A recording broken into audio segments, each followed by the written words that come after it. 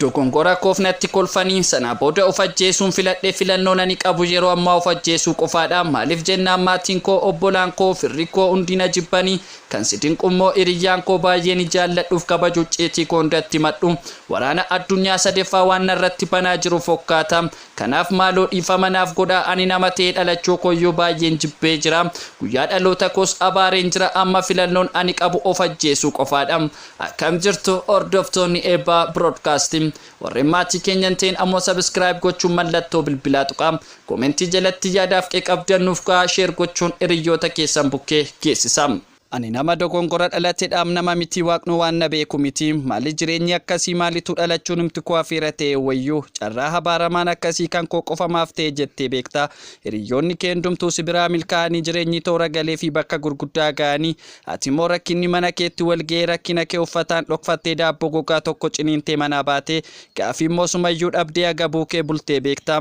Halkan waarii sa'aatii sagalitti riba keessaa kaatee rakkinoota kee ilaaltee carraan kee karaa hundumaa cuccufaa ta'uusaa ilaaltee siree kee irratti imimmansii fi waaqni qofti argitan buuftee beektaa.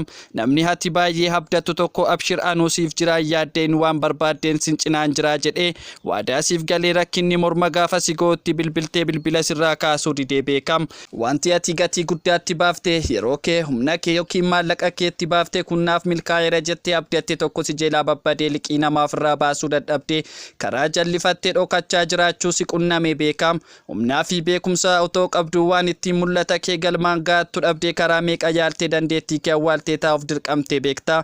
Bakka jireenya kee dhokfattee bilbilaa fi lookeeshinii kee hundumaa jijjiirtee bakka maatii fi hiriyoonni kee namni si beeku kamuu sin argine jiraachuu fi murteessitee beekta taanaan egaa waan sitti himam.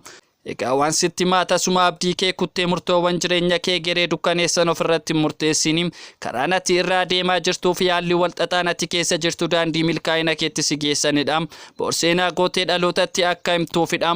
Qormaata jireenyaa qoramaa jirtaa beeki. Qormaata kana injifattee darbinaan hayyootaa fi namoota gurguddoo bor addunyaaf bu'aa buusan kan miidiyaan biyya keessaaf ala seenaa jireenya kee fi milkaa'ina keef afgaaffisii gochuuf dabaree qabatan akka ati taatuun shakku.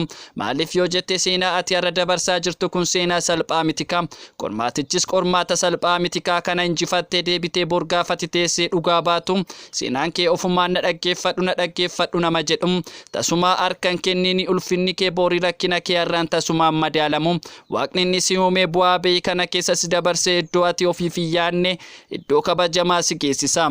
Kanaafuu ofii kee ofin dhabiin malee wanta dhabdee hundumaa yeroo isaatti ni argatta. Kanaaf isa dhabde sanaaf jecha eenyummaa kee dhabiiniitii ofirratti hojjedhu. Namoota sirrii argachuuf jecha yeroo kee qisaasessini. Ati nama sirrii ta'uudhaaf dhamee malee si barbaadanii dhufu.